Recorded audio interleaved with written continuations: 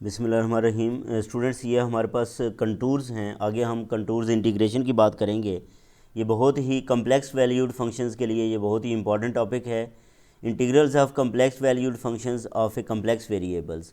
क्योंकि हम complex variable की जो इंटीग्रेशन है उसको डिफ़ाइन करते हैं, किसके ऊपर डिफ़ाइन करते हैं? On the curves, defined on the curves.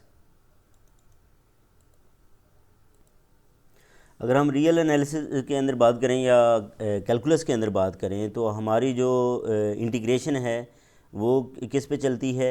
वो x is equal to a to b जो है वो हम उसको डिफ़ाइन करते हैं, यानी कि हमारी वैल्यूज़ जो हैं वो अलोंग दी x एक्सेस होती हैं। लेकिन इसके अंदर क्या है कि हम जब इंटीग्रेट करेंगे तो कंटूर इंटीग्रेशन के अंदर जो है वो इंटीग्रेशन अलोंग दी कर्व होगी, ठीक है, या डिफाइंड ऑन दी कर्व होगी, rather than one just intervals of the real line. ठीक है, तो इस तरह की जो क्लासेस हैं यानी कि जो कर्व्स हैं उनकी जो है वो यहाँ पे बात होगी। तो मैं सिर्फ इम्पॉर्टेंट जो पॉइंट्स हैं सिर्फ वहाँ पे जाके जो है वो बात करूँगा। बाकी डेफिनेटली क्योंकि अभी हमारे मद्देनज़र जो है वो MCQs हैं, तो उसी मद्देनज़र को उसी बुनियाद पे जो है वो हम जो इम्पॉर्टेंट चीज़ें हैं वो मैं सिर्फ जो है उनको भी रिविज़िट करेंगे, हाईलाइट करेंगे। तो ये स्टूडेंट्स आर्क की डेफिनेशन है कि आर्क जो है या कर्व जो है, आर्क कर्व भी होती है, तो कर्व को हम कैसे डिफ़ाइन करेंगे? मसलन हमारे पास z is equal to x y, ये कोई भी कम्प्लेक्स पॉइंट है कम्प्लेक्स प्लेन के अंदर, ठीक है। तो x किसके इक्वल आएगा? एक्स टी के, y is equal to y t, और यहाँ पे t क्या है? पैरामीटर है। दूसरे लफ्ज़ों में ये हमारे पास पैरामीट्रिक इक्वेशंस डिफाइंड हैं, ठीक है, जिसमें एक्स टी और वाई टी कॉन्टीन्यूस फंक्शंस हैं और इसके अंदर t एक रियल पैरामीटर है, ठीक है। और इससे क्या हो जाएगा? हमारे पास ये z is equal to Z T explain हो जाएगा, डिफाइंड हो जाएगा when t is varies from a to b। फिर स्टूडेंट्स इस आर्क को कब कहेंगे कि ये सिंपल आर्क है? सिंपल आर्क को जो है वो जॉर्डन आर्क भी कहते हैं। If it does not cross itself, जब ये एक अपने आप को जो है वो क्रॉस ना करे, ठीक है, जब ये अपने आप को यानी कि कर्व ऐसी ना हो, जैसे मैं अभी जो है वो ड्रा करने लगा हूँ, ऐसी कर्व ना हो। ये देखिए ये कर्व एक दूसरे को क्या कर गई है? क्रॉस कर गई है, तो ये सिंपल नहीं है। दूसरे लफ्ज़ों में हम ये भी कह सकते हैं कि सी कब जो है वो सिंपल होगी? अगर ZT1 is not equal to Z2, तो इसका मतलब हो जब when T1 is not equal to T2, ठीक है जी। तो इसको जॉर्डन कर्व भी कहते हैं। अब स्टूडेंट्स अगर ये देखो ये इस फिगर के अंदर, तो ये एक सिंपल कर्व है या जॉर्डन कर्व है। यहाँ से ये कर्व जो है वो स्टार्ट होती है, इधर जो है वो एंड होती है, और इसके दो पार्ट्स हैं। मसलन यहाँ से लेके यहाँ तक है, एक तो ये है, और दूसरा जो है वो इसका ये वाला पार्ट है, ठीक है। तो इसके कितने हो गए? दो पार्ट्स हो गए। तो इसके ऊपर हमने जो है वो बेसिकली आगे जाके इंटीग्रेशन की जो है वो बात करनी है। इसी तरह स्टूडेंट्स ये जो हमारे पास यूनिट सर्कल होता है जिसको हम इससे डिनोट कर सकते हैं, इसका रेडियस 1 है और सेंटर इसका ओरिजिन के ऊपर है। z is equal to e raise to power eta theta, ये भी आप लोगों को पता होना चाहिए। z is equal to e raise to power eta theta लिखा हो तो इसका मतलब ये एक यूनिट सर्कल है with centre at the origin, और थीटा की वेरिएशन डेफिनेटली 0 से लेके 2π तक है, ठीक है जी। और इधर अगर एंगल पॉजिटिव होगा तो इसको हम काउंटर क्लॉकवाइज कहेंगे, एंगल इधर नेगेटिव होगा तो इसे क्लॉकवाइज कहेंगे।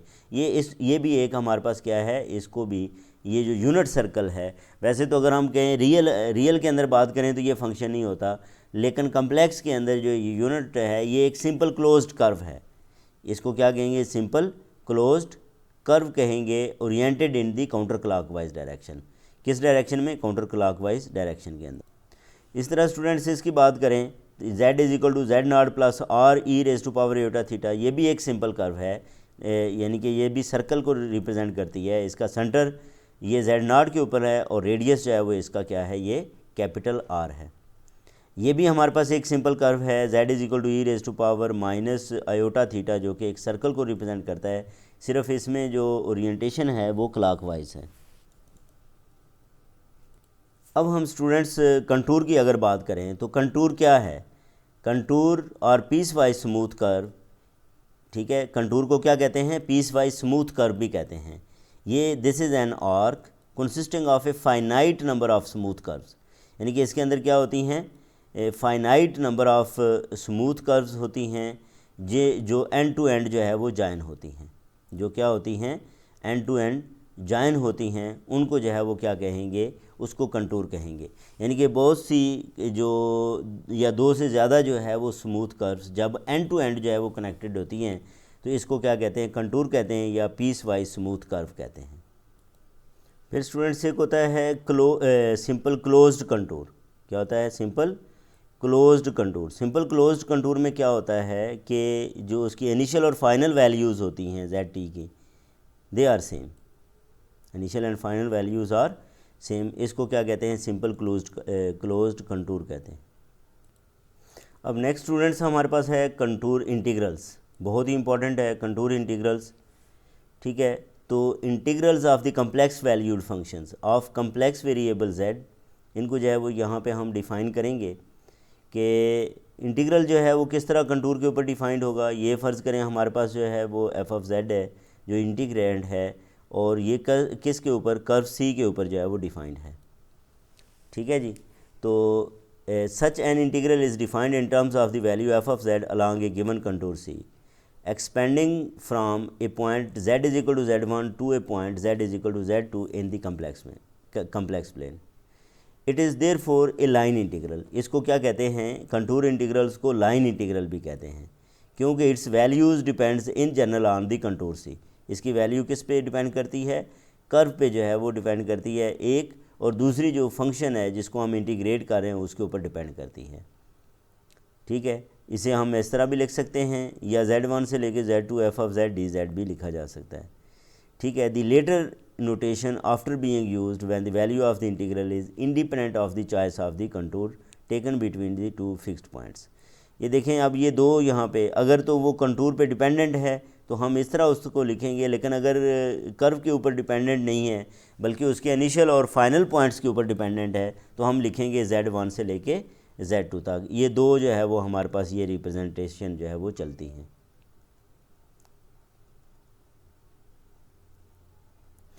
अब स्टूडेंट्स हमारे पास ये इंटीग्रल है, ठीक है, कंटूर इंटीग्रल की बात करें तो ये है। अब इसको हम किस में चेंज कर देंगे, इसको t के अंदर चेंज करेंगे, और t की वेरिएशन जो है वो हमें डिफाइंड है, फ़र्ज़ करें a to b है, तो ये यहाँ पे हमारे पास limit of integration a to b हो जाएंगी। अब ये जो z है ये किसके अंदर चेंज हो जाएगा, zt के अंदर, z जो है वो zt के अंदर, और आगे जब हम dz करेंगे तो dz से जो है वो क्या आएगा, z prime t and dt आ जाएगा। ठीक है, और ये भी हमें पता है कि c एक कंटूर है। कंटूर का मतलब ये है कि इसका जो फर्स्ट डेरिवेटिव है वो पीस वाइज कॉन्टीन्यूस है ऑन दिस इंटरवल।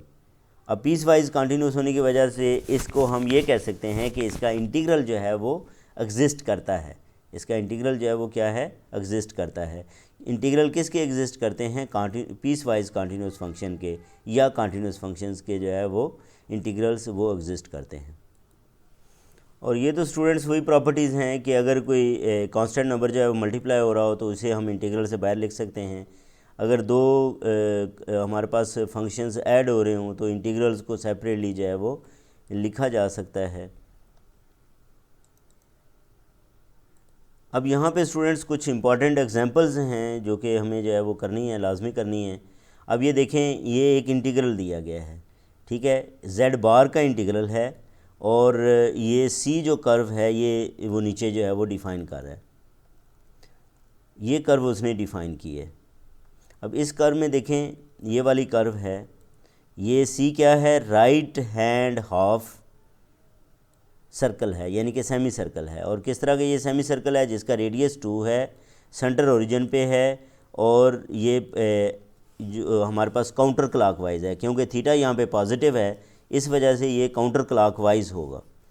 ठीक है जी, और इसकी वैल्यू जो है वो कहाँ से लेके कहाँ तक वेरी कर रही है, -π/2 से लेके π/2 तक वेरी कर रही है। ये हमारा जो है वो क्वेश्चन बन गया। अब यहाँ से स्टूडेंट्स इसका अगर आप z मॉड लेते हैं तो ये 2 रहेगा e⁻θ। आप लोगों को पता है क्या लिखा जा सकता है, cos θ + θ sin θ। जब हम उसका मॉड लेंगे तो वो किसके इक्वल आ जाएगा, 1 के इक्वल आ जाएगा, तो इस तरह z मॉडुलस किसके इक्वल आ गया, 2 के इक्वल आ गया। और z की वैल्यू कहाँ से लेके कहाँ तक वेरी करती है, z is equal to -2 iota से लेके 2 आयोटा तक जो है वो वेरी करती है वो। अब यहाँ पे हमारे पास बाय डेफिनीशन हम क्या लिख सकते हैं, इंटीग्रल को -π/2 से लेके π/2 तक, और यहाँ पे z बार है और इधर जो है वो इसका डेरिवेटिव आ जाएगा। बेसिकली हम इसकी रिप्रेजेंटेशन किस में लेके आ रहे हैं, पैरामीट्रिक रिप्रेजेंटेशंस लेके आ रहे हैं। और पैरामीटर में हमारे पास क्या था, पहले z बार था, z बार हमने लिखा और फिर उसका आगे क्या होता है, डेरिवेटिव होता है, जो कि ऊपर मैं जो है वो डिफ़ाइन करके भी आ चुका हूँ। ठीक है जी। और यहाँ पे ये देखें, ये जो वैल्यू है z की -2 आयोटा और z is equal to 2 iota, ये किस तरह आएगी स्टूडेंट्स, इसमें अगर आप इसको लिखोगे ना तो ये लिखा जाएगा 2 cos theta plus iota 2 sin theta लिखा जाएगा, और फिर -π/2 वैल्यू पुट करो और π/2 वैल्यू पुट करो, तो ये आपके पास जो है वो वैल्यू आ जाएगी -2 आयोटा और जो है +2 आयोटा। आप लोगों को पता है π/2 पे 0 हो जाती है वैल्यू, तो ये यहाँ से जो है वो हमारे पास आंसर आएगा। अब स्टूडेंट्स हमने क्या करना है, z बार लेना है, तो इसका बार लें तो ये किसके इक्वल हो जाता है, आयोटा माइनस आयोटा में चेंज हो जाता है। ठीक है, और इसका जो है वो डेरिवेटिव लें तो आपको पता है e⁻ आयोटा थीटा ऐसे ही आता है, फिर आयोटा थीटा का डेरिवेटिव वो क्या आ जाएगा, आयोटा आ जाएगा। तो ये वैल्यूज़ अब हम उधर इंटीग्रल में क्या करते हैं, इधर रिप्लेस कर देते हैं। बार भी ले लिया और इसके डेरिवेटिव की वैल्यू भी पुट कर दी, जो कांस्टेंट था उसको बाहर निकाला, e⁻ iota theta plus iota theta, ये e⁻0 बनेगा, e⁻0 1 के इक्वल होता है, तो इस तरह यहाँ पे जो है वो क्या आ जाएगा, 1 का इंटीग्रल जो है वो थीटा आएगा। थीटा में अब आप लोगों ने क्या करना है, अपर लिमिट पुट करनी है, फिर minus lower limit. Upper limit put करेंगे तो वो π/2 है, माइनस और फिर एक माइनस आएगा, वो -π/2, π/2 प्लस π/2 बनेगा, जो किसके इक्वल आ जाएगा, पाई के इक्वल आ जाएगा। तो इस तरह ये बनेगा 4π आयोटा के इक्वल। ठीक है, ये इसका इंटीग्रल जो है वो स्टूडेंट्स किसके इक्वल आ गया, 4π आयोटा के इक्वल। तो ये इसका आंसर है, यानी कि z बार इंटीग्रल जो है सेमी सर्कल के लिए वो किसके इक्वल आएगा, 4π आयोटा के इक्वल आएगा। अब अगली बात वो क्या कह रहा है, note that when A point z is on the circle, अगर जो पॉइंट है वो किसके ऊपर हो, इस सर्कल के ऊपर हो, z mod is equal to 2 इस सर्कल के ऊपर हो, तो इसका मतलब ये है कि इस z मॉड को क्या लिखा जा सकता है, z इंटू जेड बार लिखा जा सकता है। ये आप लोगों को प्रॉपर्टी का पता है, ये अगर प्रॉपर्टी का नहीं पता तो ये देखें, ये z ये जो है वो हमारे पास z मॉड, ये z mod is equal to 2 है। हम क्या करते हैं, इसका दोनों तरफ स्केयर ले लेते हैं, दोनों तरफ स्केयर लें तो z mod square is equal to 4 आ जाएगा। z मॉड स्केयर को क्या लिखा जा सकता है, z इंटू जेड बार लिखा जा सकता है, इज़ इक्वल टू 4। यहाँ से z बार जो है वो किसके इक्वल आ जाएगा, 4/z के इक्वल आ जाएगा। तो अगर हमें जो है वो z over dz over z के इंटीग्रल फाइंड करना हो तो हम क्या करेंगे, हम ये वाली वैल्यू जो है वो रिप्लेस कर देंगे। अब z बार की जगह पे हम रिप्लेस कर देंगे किसको, 4/z को, और ये किसके इक्वल आ जाएगा, 4 दूसरी तरफ जाके जो है वो डिवाइड होके, तो इसका आंसर जो है वो किसके इक्वल आ जाएगा, पाई आयोटा के इक्वल। तो ये दोनों इंटीग्रल जो है वो MCQs में जो है वो अक्सर आ जाते हैं, इसलिए आप लोगों ने जो है वो इसको अच्छे तरीके से याद रखना है। अच्छा, अब स्टूडेंट्स ये भी एग्जांपल बहुत इंपॉर्टेंट एग्जांपल है समझने के हवाले से, कि इस एग्जांपल के अंदर क्या दिया गया, एक कर्व C1 है जो एक कंटूर को रिप्रेजेंट करती है OAB को। ठीक है जी, तो इस C1 को वो कहता है इंटीग्रल फाइंड करें OA के ऊपर और AB के अलांग। यहाँ पे f(z) उसने डिफ़ाइन कर दिया है y minus x minus iota 3x², और z आप लोगों को पता है x प्लस आयोटा y के इक्वल आता है। तो A के इसकी लेग जो है वो OA है। ठीक है, अब उसको पहले हम ये देखते हैं किससे रिप्रेजेंट किया जा सकता है, पैरामीट्रिकली उसको वो कहता है कि इसके अंदर पहले हम OA को देख लेते हैं, ये OA है। अच्छा, अब यहाँ पे ये देखो OA के अंदर कौन सी वैल्यू जो है वो 0 है, ये y एक्सिस के लांग है, और y एक्सिस में x की वैल्यू क्या होती है, 0 होती है। तो इसका मतलब हमने क्या करना है, x को यहाँ पे 0 रिप्लेस कर देना है, और x को जो है वो जब आप लोग जो है वो 0 रिप्लेस करोगे, x 0 हो गया, और y की वेरिएशन जो है वो कहाँ से लेके कहाँ तक जो है वो चल रही है। अब आपके पास यहाँ पे कर्व पे आपने पॉइंट देखना है कि पॉइंट कौन सा है। ठीक है जी, ये आपके पास जो है वो स्टूडेंट्स ये पॉइंट है, ठीक है, कौन सा पॉइंट है, ये वाला पॉइंट है, और ये जो है वो पॉइंट 0 1 है। ये पॉइंट जो है वो क्या है, 0 1 है। तो इस तरह जो है वो इसकी वैल्यू जो है वो हमारे पास 0 से लेके 1 तक जो है वो वेरी करेगी। इसकी वैल्यू क्या करेगी, 0 से लेके 1 तक जो है वो वेरी करेगी y की वैल्यू। अब since x is equal to 0, ठीक है जी। तो हमने क्या किया, इसको पैरामीट्रिक फॉर्म में जो है वो कन्वर्ट करेंगे, यानी कि x को जो है वो 0 के इक्वल पुट कर देंगे। अब जब हमने इसको x को जो है वो 0 के इक्वल पुट किया, ठीक है, इक्वेशन के अंदर, तो f ऑफ z जो है वो किसके इक्वल आ गया, f of z is equal to y, और y की वैल्यू 0 से लेके 1 तक जो है वो वेरी करती है। तो ओ ए के अलांग हमने जो है वो इंटीग्रल फाइंड करना था, तो ये ओ ए के अलांग जो है वो 0 से 1 हो जाएगा। अब इधर हमारे पास जो है वो क्या आ जाएगा, y आयोटा आ जाएगा dy, y आयोटा dy। ये किस तरह आएगा स्टूडेंट्स, हम ऊपर जाते हैं फंक्शन की तरफ। अब फंक्शन में हमारे पास जो है वो क्या है, ये वाली वैल्यू गिवन है, और इसमें हमने x को 0 करना है। x को 0 करेंगे, ये भी 0 हो जाएगा, ये भी 0 हो जाएगा, तो सिर्फ वैल्यू जो है वो क्या रह जाएगी, y रह जाएगी। हमारे पास जो वैल्यू है वो सिर्फ जो है वो क्या रह जाएगी, वो y रह जाएगी, ठीक है जी। फिर स्टूडेंट्स हमने डी जेड फाइंड करना है। डी जेड कहाँ से फाइंड होगा, यहाँ से फाइंड होगा, यहाँ से डी जेड फाइंड होगा।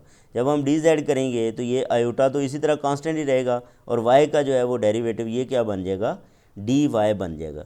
वाई का डेरिवेटिव डी वाई आएगा।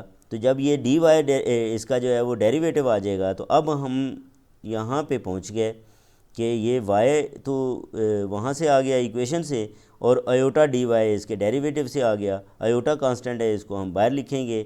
अब वाई का इंटीग्रल क्या होगा, y square over 2, y square over 2 में अपर लिमिट पुट करेंगे minus lower limit, upper limit put करेंगे तो 1, तो वो 1/2 आ जाएगा, साथ अयोटा मल्टीप्लाई होकर अयोटा/2 आ जाएगा, -0 तो वो 0 हो जाएगा। तो इस तरह इसका इंटीग्रल जो है वो क्या आ जाएगा, हमारे पास अयोटा/2 आ जाएगा।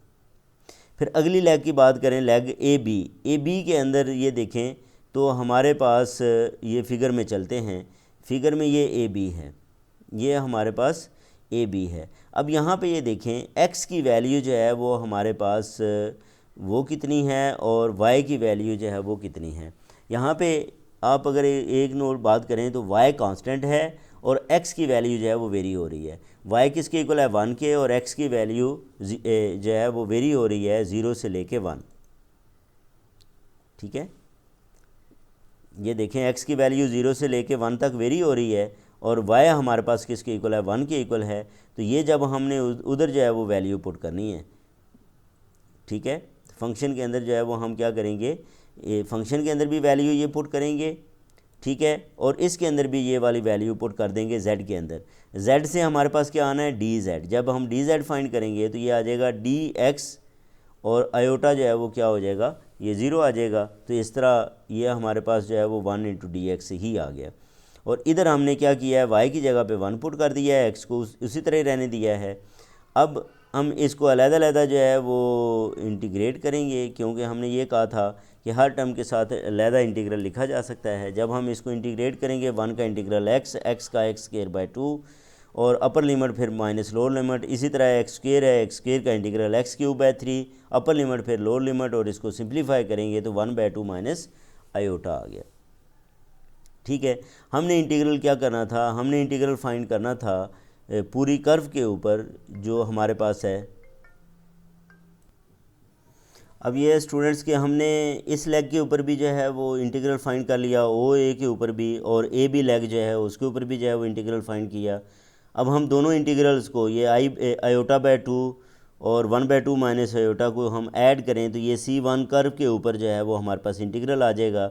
क्योंकि ये देखें माइनस अयोटा प्लस अयोटा/2 माइनस अयोटा/2 आ जाएगा, एलसीएम लें तो 1 माइनस अयोटा/2 आ गया।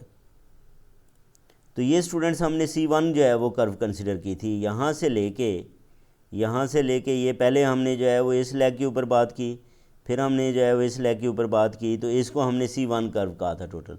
अब हम इस C2 के लिए जो है वो बात करेंगे, OB के लिए जो है वो बात होगी। अब स्टूडेंट्स अगर आप इस कर्व को जो है वो ऑब्ज़र्व करें, ये वाली जो कर्व है, तो ये ये 1 1 आ गया ना।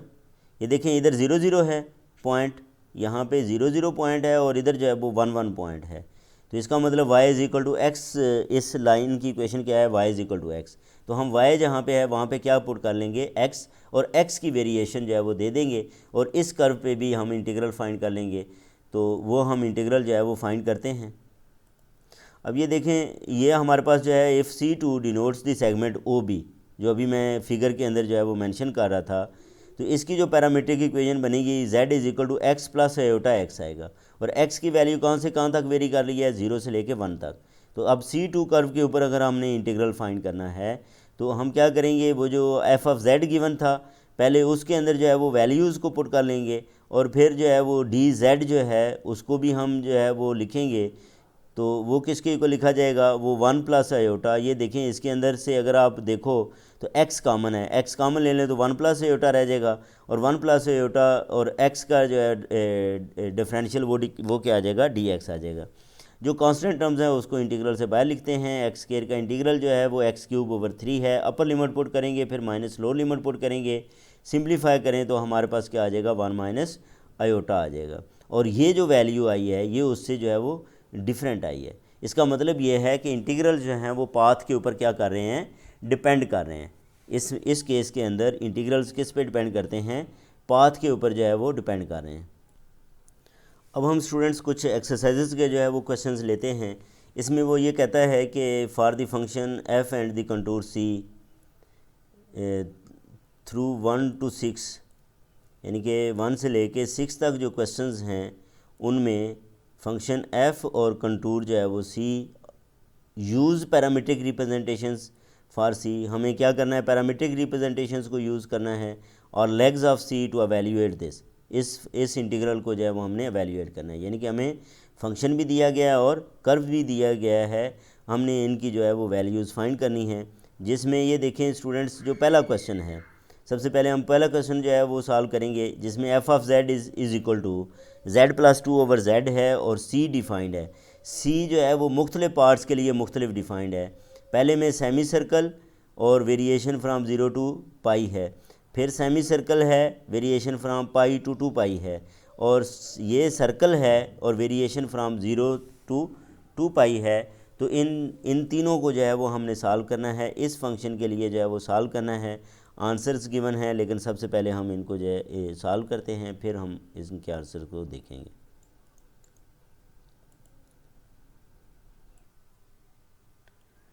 अब इस क्वेश्चन नंबर 1 के ए में स्टूडेंट्स अगर आप देखो तो सी जो कर्व हमें गिवन है वो क्या है, वो एक सेमी सर्कल है, यानी कि z is equal to 2e⁻⁴ theta है, और यहाँ पे 2 इसका क्या है, रेडियस है, और थीटा पॉजिटिव होने की वजह से इसकी जो डायरेक्शन है वो क्या है, वो काउंटर क्लॉकवाइज है, और सेमी सर्कल होने की वजह से एंगल जो है वो 0 से लेके पाई तक है। ठीक है जी, जिसकी ये कर्व भी जो है वो शो की गई है। हम बेसिकली इस कर्व के ऊपर इसका इंटीग्रल फाइंड करना चाहते हैं कि इसका z+2/z का। अब अगर हम अलग-अलग डिवाइड करें तो ये 1+2/z dz हो जाता है। अब यहाँ पे हम क्या करेंगे, z की वैल्यू पुट करेंगे, और z की वैल्यू ये है 2e⁻⁴ और dz भी यहाँ से फाइंड करेंगे। इसका dz लें तो 2e⁻⁴ और साथ आयोटा आ जाएगा, ये इसका डेरिवेटिव d थीटा। ठीक है जी। अब इसमें से जो मल्टीप्लाई करने के बाद जो कांस्टेंट है वो 2 आयोटा रह जाएगा, उसे बाहर लिखा, और इसका इंटीग्रल हमें फाइंड करना है।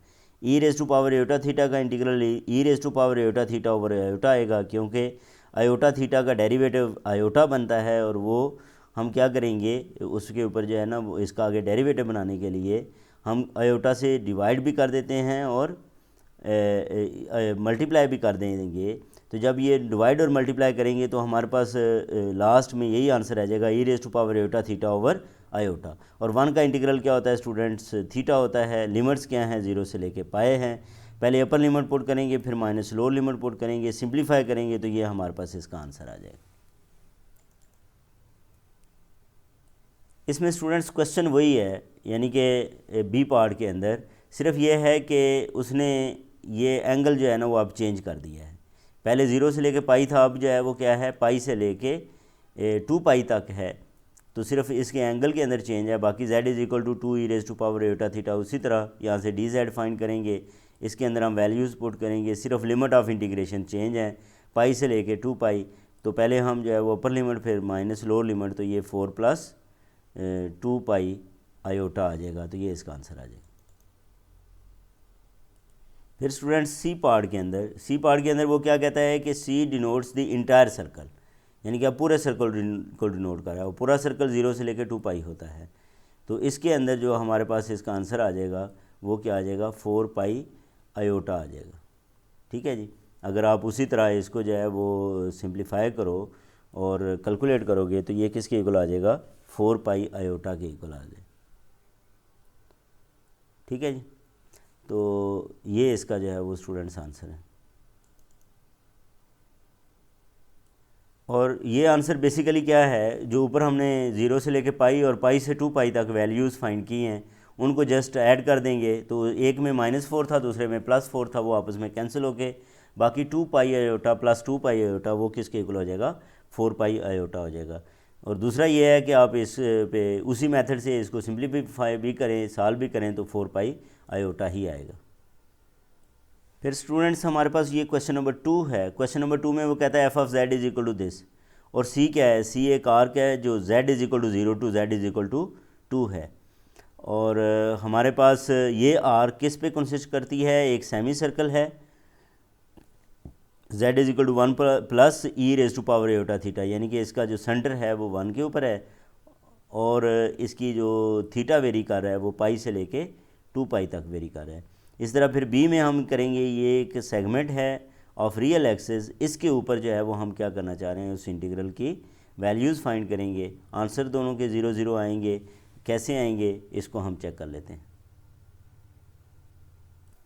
अब ये स्टूडेंट्स हमारे पास क्वेश्चन नंबर 2 का सलूशन है, जिसमें जो कर्व डिफाइंड थी वो क्या थी, z is equal to 1 plus e raise to power eta theta, और थीटा की वैल्यू पाई से लेके 2 पाई तक वेरी कर रही थी। ठीक है। अब हम इंटीग्रल को लिखते हैं। इसके अंदर किसकी वैल्यू हमने पुट करनी है, एक z की वैल्यू पुट करनी है, और कर्व से रिलेटेड हमारे पास जो है वो क्या आएगा, थीटा, क्योंकि हम इसको पैरामीटर में लेके जा रहे हैं। और z is equal to 1 plus e raise to power eta theta, ये z की वैल्यू आ गई, और डी जेड यहाँ से ही फाइंड करेंगे, और वो भी ई raise to power eta theta साथ आयोटा आ जाएगा। फिर आप ये देखें, इससे 1 और 1 जो है ना ये तो आपस में कैंसिल हो जाएंगे। E raise to power iota theta ये E raise to power 2 iota theta में चेंज हो जाएगा। आयोटा साथ कांस्टेंट है, इसे ये बाहर लिख लेंगे। अब इसको इंटीग्रेट करें तो E raise to power 2 iota theta over 2 iota आएगा, अपर लिमिट फिर माइनस लोअर लिमिट। जब हम जो है वो अपर लिमिट फिर माइनस लोअर लिमिट पुट करेंगे तो इसका भी आंसर 1 आ जाएगा, इसका भी आंसर 1 आ जाएगा। 1 माइनस 1 किसके इक्वल होता है, 0 के। तो इस तरह ये इंटीग्रल जो है वो सॉल्व हो गया। फिर स्टूडेंट्स हमें ये एक और कर्व जो है वो गिवन थी, सी जो है वो कर्व जो है वो किस तरह डिफाइन है, z is equal to x, और x की वैल्यू जो है वो 0 से लेके 2 तक वेरी कर रही हैं। अब ये देखें, z की जगह पे हम क्या रिप्लेस कर देंगे, x, और z की वैल्यू कहाँ से लेके x की वैल्यू कहाँ से लेके कहाँ तक है, 0 से लेके 2 तक है। तो अब इसको इंटीग्रेट करेंगे, सिंप्लीफाई करेंगे, तो हमारे पास आंसर किसके इक्वल आ जाएगा, 0 के इक्वल आ जाएगा। अब ये क्वेश्चन नंबर 3 है स्टूडेंट। क्वेश्चन नंबर 3 में वो एक फंक्शन डिफाइन कर रहा है कि ये आपके पास F of Z is equal to pi E raise to power pi Z bar है, और सी को वो कह रहा है C is the boundary of the square की बाउंड्री है, और उस स्क्वेयर के वर्सेस क्या हैं, एक 0 पे है, एक 1 पे, एक 1 प्लस आयोटा पे, और एक आयोटा पे। यानी कि 1 पे मीन्स 1,0 हो जाएगा, 0 पे 0 0 हो जाएगा, और ये जो है वो 0 1 आ जाएगा। Orientation of c being the counter clockwise, orientation जो है वो क्या है, काउंटर क्लॉकवाइज है, एंटी क्लॉकवाइज डायरेक्शन में हमने लेना है, और इसका इंटीग्रल हमने फाइंड करना है। तो फाइंड करते हैं। अब स्टूडेंट्स इस कर्व को आप अगर ऑब्ज़र्व करो तो ये जो है वो हमारे पास 4 जो हैं इसके पीसेज हैं।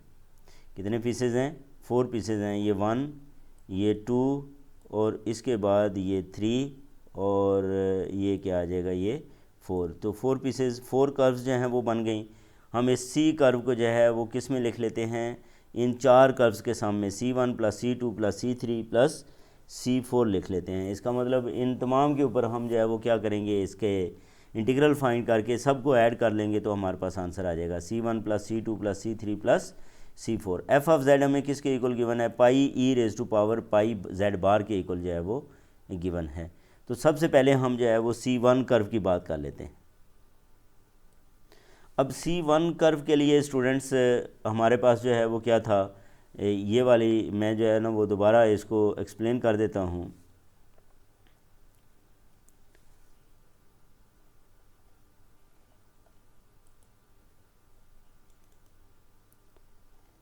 इसमें ये देखें, ये हमारे पास C1 है, ये क्या है, ये C1 है।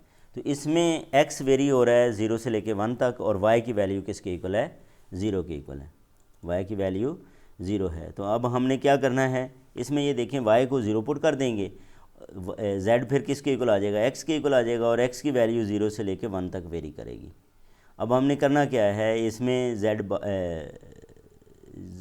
हमारे पास जो है वो z की वैल्यू है, और फिर उसका dz है। z की वैल्यू जो है वो पुट करें और फिर इसको इंटीग्रेट कर दें, तो हमारे पास ये इसका आंसर आ जाएगा। ये C1 के अलॉन्ग आंसर है। इस तरह स्टूडेंट्स इस सेकंड कर्व के हवाले से हम जो है वो बात करें, तो इसमें ये देखें कि जो y है वो वेरी हो रहा है 0 से लेके 1 तक, लेकिन x की वैल्यू 1 है, x की वैल्यू कांस्टेंट है, वो किसके इक्वल है, 1 के इक्वल है। तो x को हम 1 पुट कर देंगे और y की वेरिएशन 0 से लेके 1 तक ले लेंगे, यानी कि ये, तो फिर हमारे पास ये देखें, ये z क्या बन गया, x की जगह पे 1 और y की जगह पे y रहा, और y जो है वो 0 से लेके 1 तक वेरी करता है। हमने इस इंटीग्रल को जो है वो फाइंड करना था, पाई कांस्टेंट है, बाकी का आप जो है वो इंटीग्रल जो है वो फाइंड करें तो ये 2e पाई के इक्वल आ जाता है। इसी तरह फिर तीसरी कर्व के लिए जो है वो बात करेंगे C3। तो C3 में भी अगर आप स्टूडेंट्स देखें तो ये C3 है। अब C3 में जो आपकी y की वैल्यू है वो क्या है, वो 1 है, लेकिन x जो है वो 1 से लेके 0 की तरफ जा रहा है, x की वैल्यू क्या है, 1 to 0 है। तो अब यहाँ पे ये देखें, ये हमारे पास जो है वो क्या आ जाएगा, C3 के लिए z is equal to 1 minus X plus iota आ जाएगा, और x की वैल्यू जो है वो कहाँ से लेके कहाँ तक वेरी करेगी, वो हमारे पास 0 से लेके 1 तक है। तो इसके ऊपर हम इसको जो है वो क्या करेंगे, इंटीग्रेट कर लेंगे, ठीक है। तो हमारे पास जो है वैल्यूज़ पुट करने के बाद ये वाला आंसर आ जाएगा, e पाई -1।